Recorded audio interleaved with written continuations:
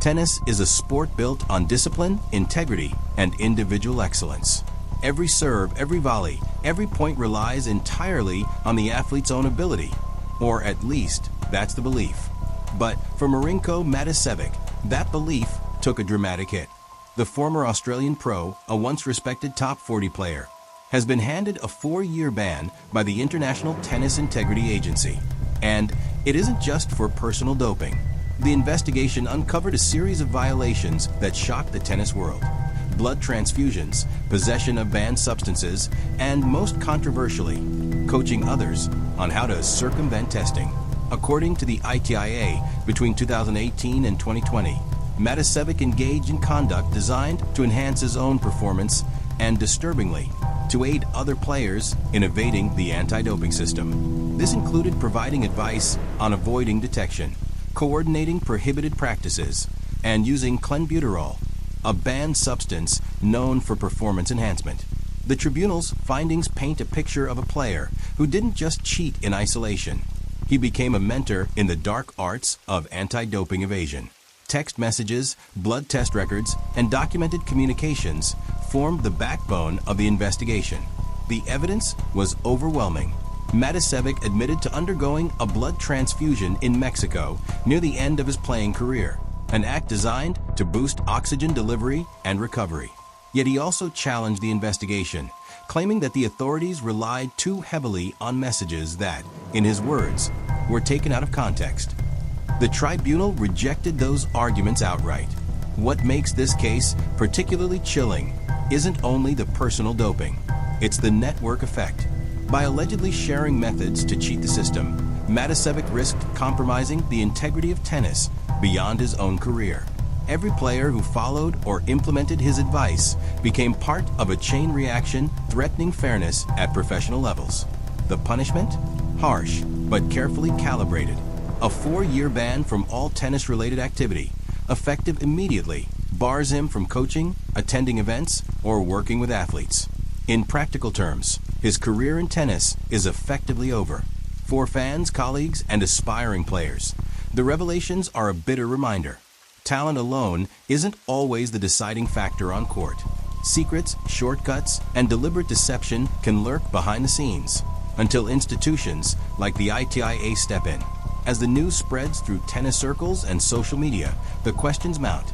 How many others have engaged in similar behavior? How deep does this network extend? And what does this mean for the sport's future, now that one high-profile figure has been exposed and punished? This is the scandal that shocks the tennis world, a story of ambition, deception, and a fall from grace that reaches far beyond the baseline. Marinko Matosevic's actions didn't just end with a personal ban. The ramifications ripple through tennis like shockwaves across a still pond.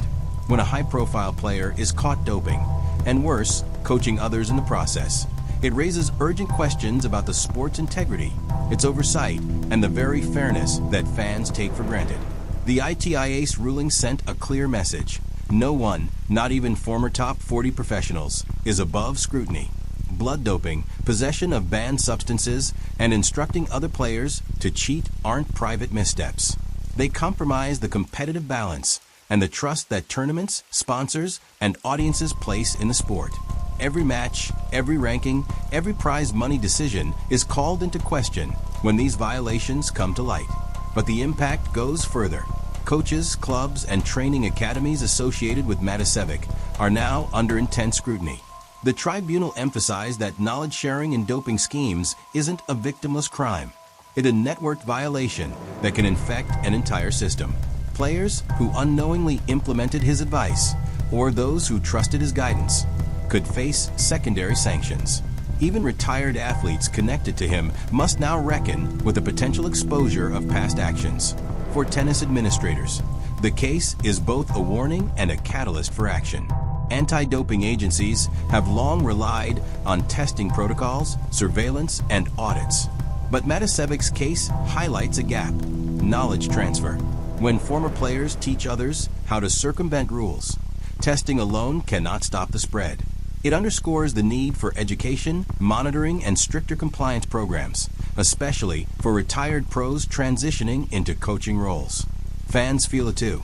Reactions online range from disbelief to anger. How could someone trusted in the sport manipulate the system? Social media is filled with speculation. Were past matches tainted? Could other athletes have been influenced? Even casual viewers start questioning the legitimacy of results at all levels of professional tennis. Sponsors and tournament organizers are equally attentive. Partnerships in tennis rely on credibility, visibility, and public confidence. A doping scandal involving a former top player and mentor threatens reputations, financial agreements, and event credibility. Prize money distributions, rankings, and even historical records are now viewed through a lens of skepticism. For Matosevic, the personal consequences are severe. For years of suspension, loss of coaching privileges, and a tarnished reputation. But the broader lesson is clear. One individual's shortcuts and manipulations can jeopardize an entire sport's integrity, leading to lasting scrutiny and institutional reforms. And as tennis enters this new era of accountability, everyone from aspiring athletes to seasoned pros now faces the question: can the competitive spirit survive when knowledge meant to win is twisted into a tool to cheat? The ripple isn't over, and the next chapters of tennis' fight against doping are about to be rewritten, with stricter oversight, tougher sanctions, and a renewed focus on the ethical code every player, coach, and official must uphold. Uncovering Marinko Matosevic's doping network didn't happen overnight.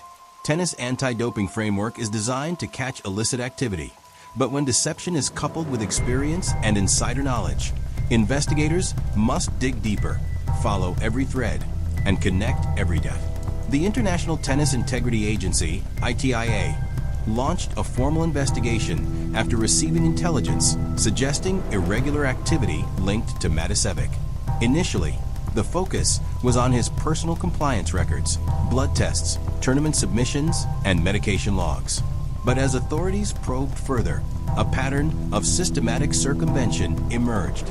Key to the investigation were the digital communications, text messages, emails, and coaching notes that revealed the exchange of prohibited knowledge. The tribunal uncovered instructions advising other players on avoiding detection, timing of drug use, and even methods for substituting blood samples, all while maintaining the appearance of compliance. In addition, investigators reviewed medical records and laboratory reports, focusing on the blood transfusions he admitted to undergoing in Mexico. These procedures were not only prohibited, but also coordinated to escape detection in official testing cycles. By cross-referencing travel documents, test schedules, and clinical data, the ITIA could establish a timeline showing intent and deliberate action. What made the case compelling and damning was the combination of direct evidence and corroboration. Multiple sources confirmed Matosevic's involvement in both personal doping and coaching others. Witness testimonies, expert analyses, and documentary proof painted a consistent picture of misconduct. The tribunal also considered mitigating factors.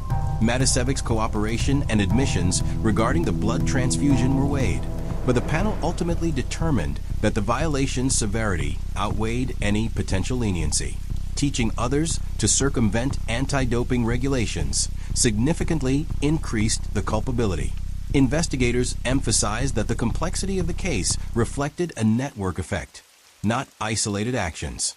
Unlike typical doping violations where a single athlete is implicated, this case highlighted a cascade of influence, where knowledge was passed along, potentially compromising the competitive fairness of multiple players. Through meticulous evidence gathering, from financial audits to laboratory data, digital forensics, and first-hand interviews, the ITIA built an airtight case. The goal was clear: ensure the integrity of tennis and send a strong message that even influential former players cannot exploit insider knowledge for advantage. By the time the investigation concluded, the narrative was no longer about a single athlete breaking the rules. It became about systemic vulnerability, the responsibility of athletes as both competitors and mentors, and the necessity of institutions like the ITIA to protect the sport. In exposing the violations, the investigation set the stage for a historic sanction, demonstrating that even subtle, behind-the-scenes actions have far-reaching consequences. When the International Tennis Integrity Agency announced Marinko Matosevic's punishment, the tennis world paused. For years, a complete ban from all tennis activities. No coaching, no attending events, no working with players. For a sport that prides itself on discipline, this was a severe and public reckoning. On paper, the length of the suspension shocked some, but for Matosevic, the implications were profound. His reputation, painstakingly built over years as a professional athlete, was irreversibly tarnished. Sponsors, academies, and players who had once trusted him now had reason to question every past interaction. The very networks he influenced were under scrutiny, amplifying the consequences beyond his personal career. But the real weight of the sanction lies in the ripple effect. For years may seem finite, yet it effectively ended Matosevic's professional involvement in tennis. For someone whose life was defined by the sport, competing, mentoring, coaching, this was more than punishment. It was exile. Tennis commentators and analysts quickly weighed in. Social media exploded with debates. Was the sanction too harsh? Was it fair? Some suggested that Matosevic's cooperation should have mitigated the penalty, but the tribunal emphasized the gravity of influencing other athletes. Teaching someone to cheat the system is far more damaging than a single personal violation. The announcement also sent shockwaves through professional circles. Clubs and academies began reviewing their own compliance measures. Coaches were reminded that knowledge of doping rules carries responsibility. Young players were now acutely aware that mentorship comes with accountability. Even the governing bodies recognized that trust, once broken, requires systematic rebuilding. For fans, it was a moment of reckoning. Admiration for Matosevic as an athlete quickly gave way to disappointment and skepticism. Matches he played, victories earned, and coaching guidance provided now carried a shadow of doubt. The narrative of integrity in tennis, always fragile, had been jolted. Financially, the fallout could extend beyond personal fines. Sponsors and events connected to Matosevic faced reputational risk, prompting closer oversight and contract reassessments. Tennis as a whole felt the impact, a reminder that corruption, even by a single individual, can have systemic consequences. Yet, amidst the tension, a critical message emerged. The ITIA's ruling was not just punishment, it was deterrence. A clear warning to any athlete, coach, or mentor contemplating shortcuts that integrity violations are taken seriously and will be met with decisive action. Matosevic's moment of consequence serves as a stark lesson. In tennis, actions behind the scenes can echo louder than victories on the court. And in this case, those echoes have already reshaped the way players, mentors, and institutions view compliance, trust, and fairness. In the wake of Marinko Matosevic's ban, tennis faces more than a single scandal. It faces a cultural reckoning. For decades, the sport has relied on integrity, self-discipline, and trust.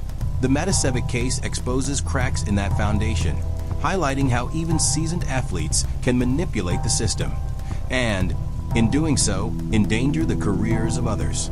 The 4-year suspension doesn't just sideline Matosevic. It sends a clear signal to every athlete and coach. Shortcuts, deception, and manipulation will not be tolerated.